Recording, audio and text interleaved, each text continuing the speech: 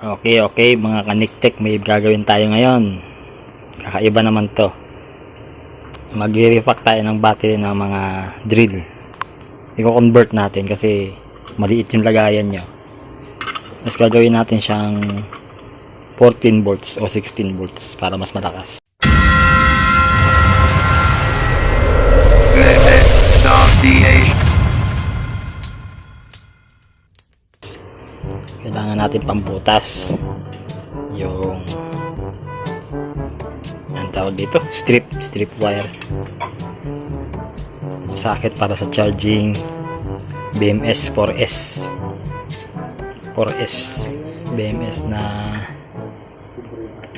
na 4S 40 ampere pang drill. Tapos spot welding, syempre hindi mawala yan, spot welding. Gamitin na naman ulit natin ang spot welding natin at 18650 na galing sa laptop na battery. Yan. Okay, siset up ko na. Lagay ko muna yung wire ng spot welding natin. Bago ako mag-umpisa, magsha-shoutout muna ako. Shoutout ko si Jason Siquinho, classmate ko. Ipapa-shoutout yun eh. Yan. Shoutout na kita. PM ko sa comment ka dito sa video na to. Anong gagawin natin? Tester natin yung mga battery.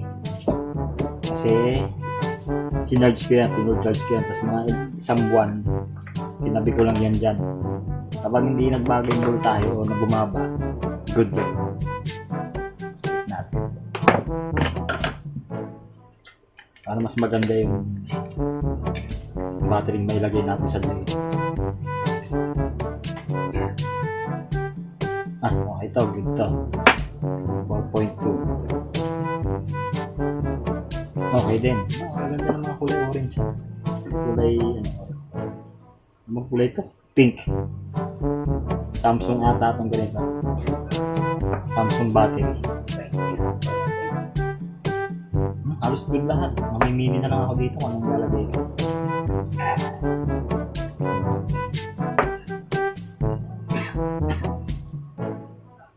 So, halos good lahat siya. Mamimili na lang ako. Kailangan ko lang naman apat na battery lang nila.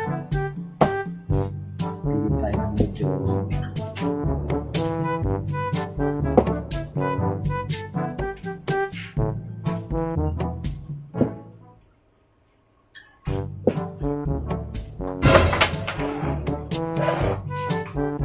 so ito, apat lang gamitin natin. Ito, tabi na lang natin ito. Ang gawin natin, uhulma muna tayo.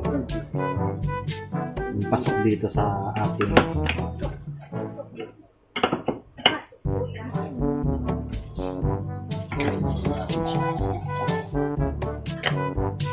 ganitong forma gagawin natin. At ito ngayon, ang naroon na ito.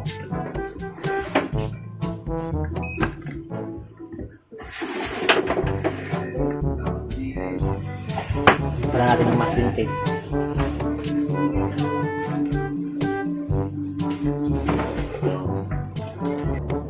Try muna natin i-X ng masking tape. Kasi kailangan nakahulma yan. Agad yung hinangawit.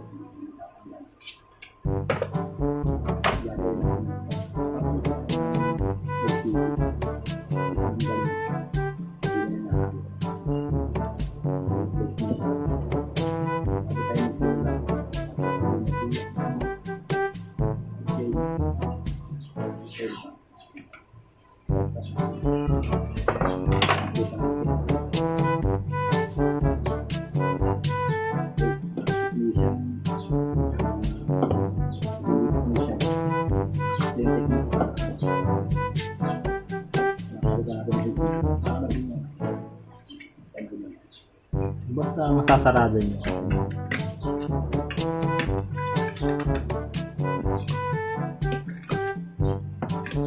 So, okay na yan. Ganitong kulma. Kumbaga, siya. Ganyan siya. Ganito hole mo na. Isi-series natin to para mabuo natin yung supply. Parang mali ah.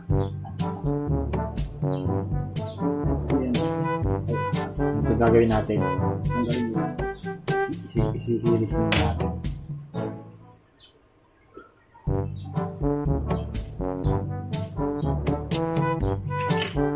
Gamitan natin ng spotweld at strip wire.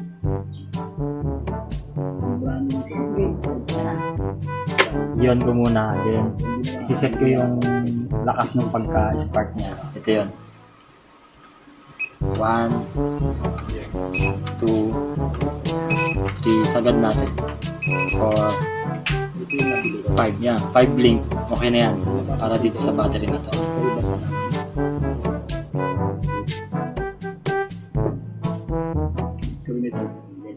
I-zoom ko lang, spotweld natin.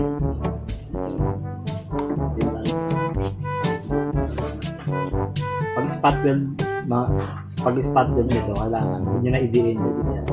Parang i-didikit nyo lang siya para kapit na kapit. Ayan, okay na yan.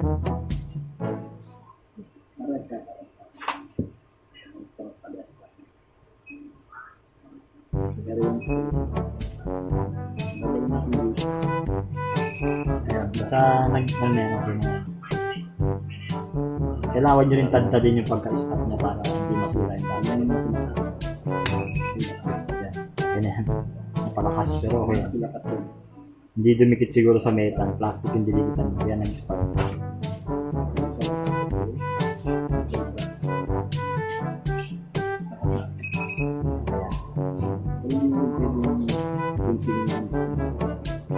So, okay na tayo sa atin. Karoon ng tayo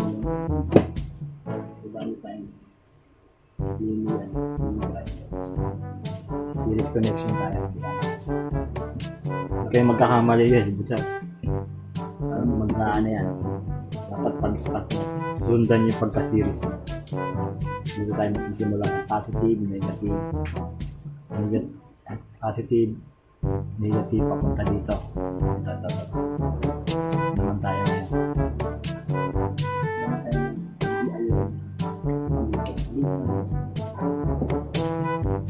Ganitong forma ginawa ko kasi ano yung ginawa ko rectangle, diamond. Ayun yan.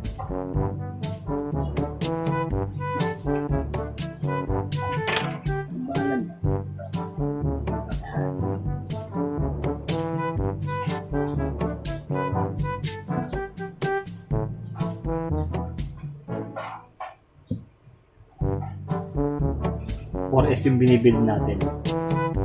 4S na 18650, 4.2 times 4.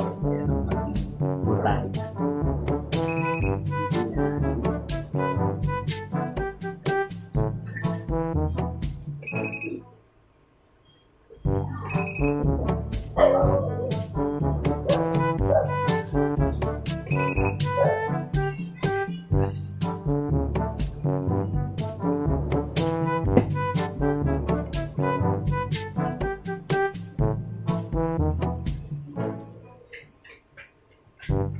Next, diba? Susunod nyo din pagka-series. Dito tayo nagsimula. Positive. Punta dito, paikot dito. Papunta dito. Dito na.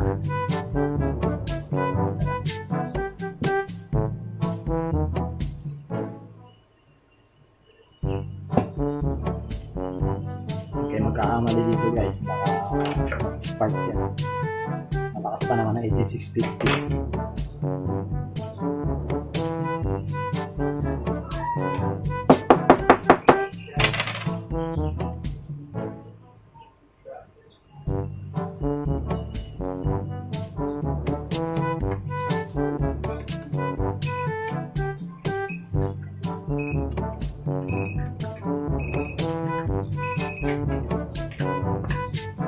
Nasaan yung Diyos?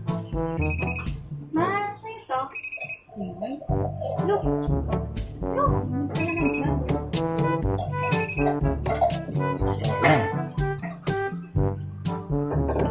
Una tayo ng 4S.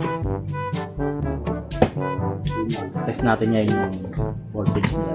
Negative, positive.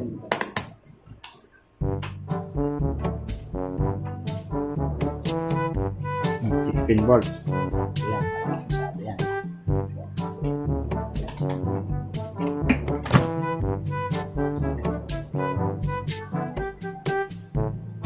Lagyan natin ito ng hilang. So, ayan.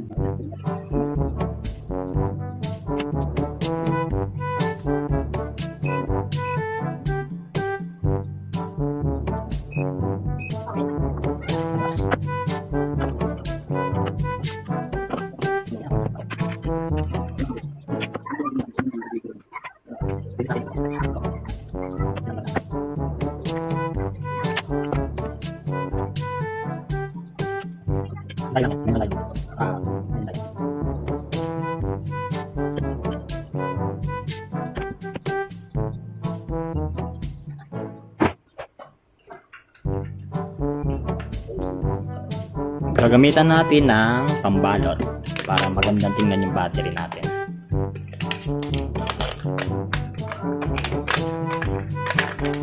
Yan. Sana kasya.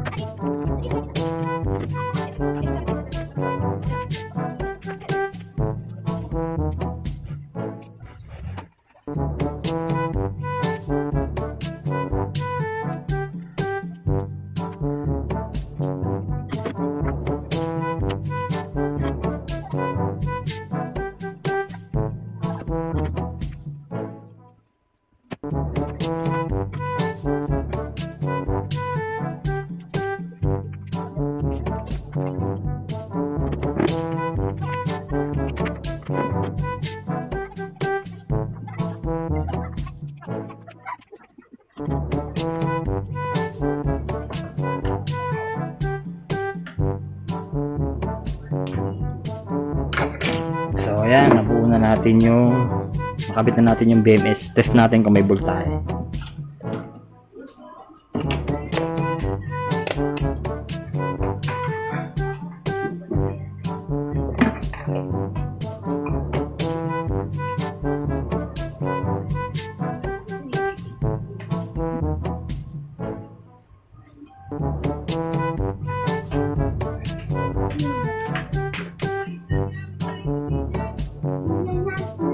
So ayan, okay na siya.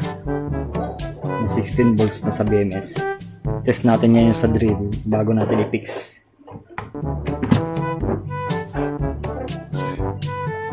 Ito yung drill natin.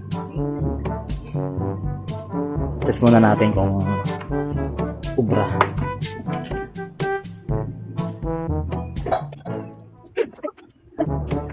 Ito yung positive ng drill. Ito may pula. Ito ang negative. So, ayos. Okay.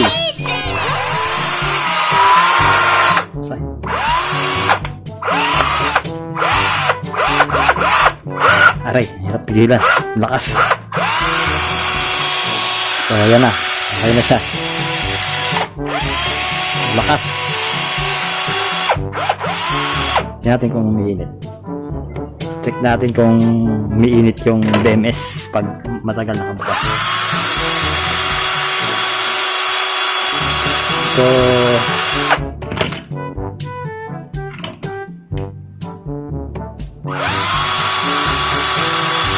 36. Medyo normal lang yan. Okay, normal naman. Okay yung BMS. Match dito sa barena natin na ginawa.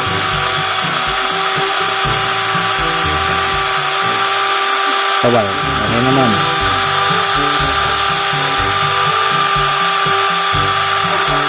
Normal lang naman. Okay. So okay, pipix na natin siya. Okay na siya. Maganda yung pagkaka-build natin. Eh, yung BMS na yan, may balancer na rin yan. May automatic balancer na rin. 18650. Maganda ito.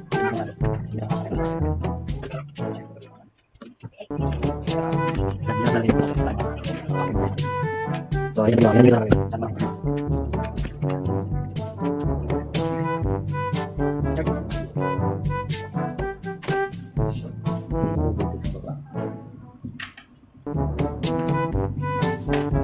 Sa charging, magbubutas tayo dito ng para magkasya to, magbubutas tayo dito. So, dapat gitna.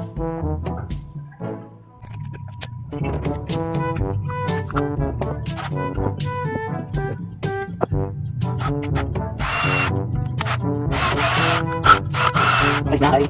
Okay.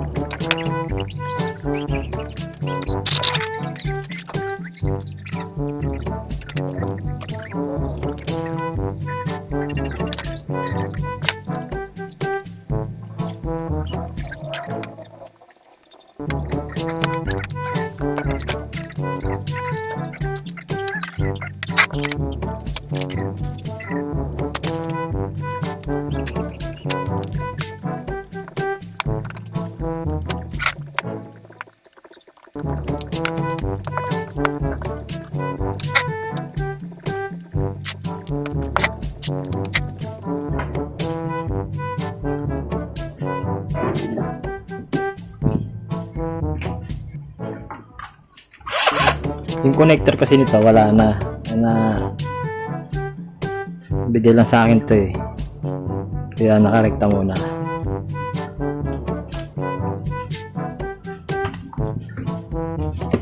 So ayan, okay na siya, kakabit na lang natin dito.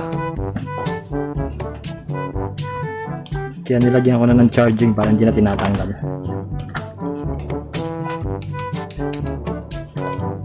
Okay, ayos na.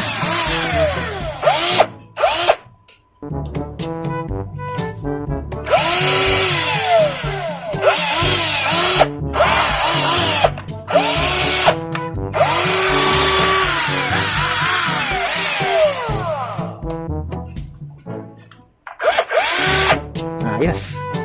BLACK&DECKER. Gandang klase siya kaya okay din ayusin. Tikit natin.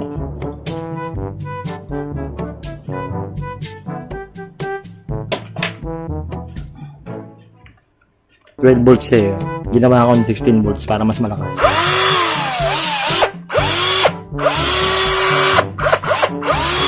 Test natin doon sa labas. Butas tayo ng simento.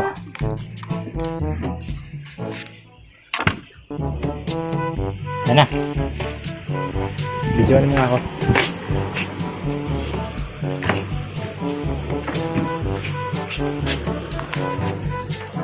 Ito. Video mo to. Butas tayo ng semento. Tignan natin gano'ng kalakas yan.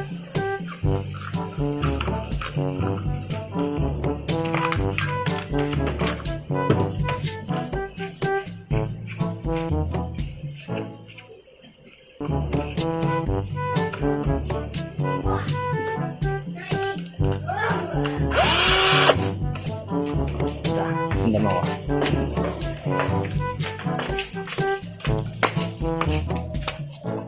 Dapat mo dito. Wow! Ang galing! Ito na guys. As. Gana yun. Ang galing naman yan!